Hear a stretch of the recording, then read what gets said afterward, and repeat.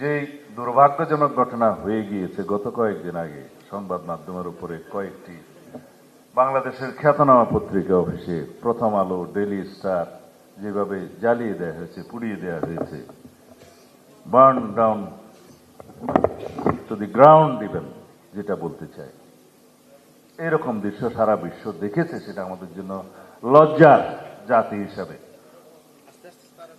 এটা কোনোভাবে আমরা শুধুমাত্র দুঃখ প্রকাশ করে ক্ষমা প্রার্থনা করে সমাপ্ত করতে পারবো না। এখানে সরকারের দায়িত্ব ছিল সবচেয়ে বেশি, কারণ এরকম একটা প্রেডিকশন, একটা অনুমান ইন্টেলিজেন্স রিপোর্টে থাকে সব সময় যে এই ঘটনা এইভাবে হলে যদি তারপরে কি কি হতে পারে সেগুলো অনুমান করা হয়েছে। আমরাও জেনেছি সেই ইন্টেলিজেন্স রিপোর্ট, কিন্তু সেটা আমলে নেওয়া হলো না কেন? আইন শৃঙ্খলা বাহিনীকে বলার পরেও শুনেছি 1-2 ঘন্টা পরে তারা রেসপন্ড করেছে। সেটা কেন? কাদের হাতে আমরা এই রাষ্ট্র ব্যবস্থা দেব? এই জনগণ দিবে?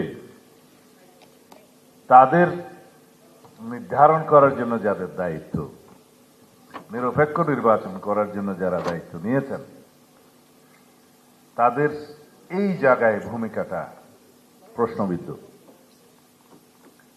বেশ কিছুদিন যাবৎ আমরা গণমাধ্যমকে চিহ্নিত করে, টার্গেট করে কিছু কিছু গণমাধ্যমকে এরকম হামলা করতে দেখেছি। নতুন তো নয়, অনুমান করা উচিত ছিল। কিছু কিছু স্থাপনায়, কিছু কিছু ঠিকানায় যেভাবে মবক্রেসিকে এলাও করা হয়েছে, সেটাকে বলা যায় আমরা তো চেয়েছিলাম ডেমোক্রেসি, কিন্তু কেন হয়ে যাবে মবক্রেসি? তাকে কেন লালন করতে দেয়া হবে? এগুলো আমি সরকারের দুর্বলতাকেই ইঙ্গিত করছি।